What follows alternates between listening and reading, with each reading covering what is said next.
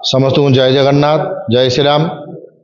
वास्तविक 1992 मसीहा डिसेम्बर 6 तारिख दिन आमर 500 वर्षर कलंकर ढांचा बाबेरी ढांचा ध्वस्त होता एवं से दिन पाखापाखि लक्षाधिक कार सेवक माने संघर स्वयंसेवक विश्व हिंदू परिषद बजरंग कार्यकर्ता माने निज प्राण बलि देते सरोजुनती रक्त रंजित होता एवं हाँ होता तो से आम मन रखापी डिसेम्बर 6 तारिख को मन रखापी आम शौर्य दिवस पालन करुँ। आज दिन में आमर यही पुरीर यही सरस्वती शिशु मंदिर भितर आमर विश्व हिंदू परिषद बजरंग दल तरफ शौर्य दिवस पालन कराला।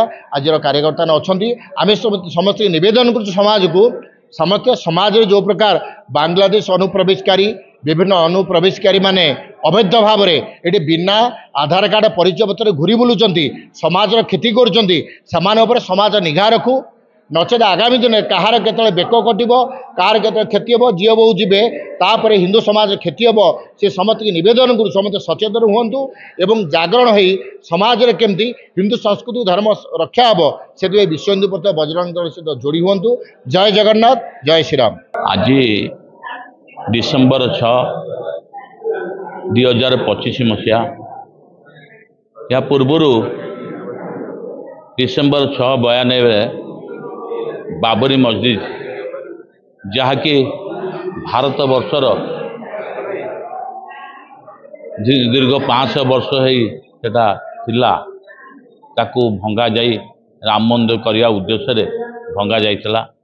रामलालांकर मंदिर आज आपण मैंने देखुं जो रामलाला मंदिर देखुं से बाबरी मस्जिद दीर्घ 500 वर्ष दिले एथिपिंगा भारत वर्षर समस्त हिंदू माने बहुत लड़ी कर शेष से बहुत ये परिस्थिति रे भांगी दिगला। आज राम मंदिर हो संग्राम आज पर्यंत अभवध्य जारी रही आग को रही मोर बड़ भाई मैंने आपन को तो सब विषय वार्ता देइचंती किंतु मो आपण माध्यम वार्ता देवा चाहे प्रत्येक घर रू आज परिवेश परिस्थिति जो आड़िकी पलाऊँच पाश्चात्य सभ्यता आड़िकी प्रत्येक घर आम हिंदुत्व सृष्टि करवा हिंदू जागरण करवा यह आमर धर्म यह आमर लक्ष्य।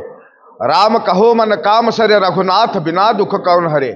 भगवान रघुनाथ 14 वर्ष वनवास पाइथिले कष्ट पाइथिले आमे से भलिया आमे समस्त हिंदू माने ये राम मंदिर करने संकल्पबद्ध नहीं एवं आमर प्रेरणादायक जो माने मुख्य थिले से माने मध्य बहुत प्रचेष्टा दुख पाइथिले कष्ट पाइथिले किंतु सही काम आज दिन में मन पकाई जो मैंने बलिदान देते आम गोटे सभा नहीं एवं वार्ता आम पहुँचबू जे प्रत्येक हिंदू जागृत हूँ हिंदू संगठन रक्षा करूँ हिंदुत्व को निजर मानविकता को रक्षा करूँ। राम शांतनु पांडे जिला संयोजक बजरंग दल पुरी।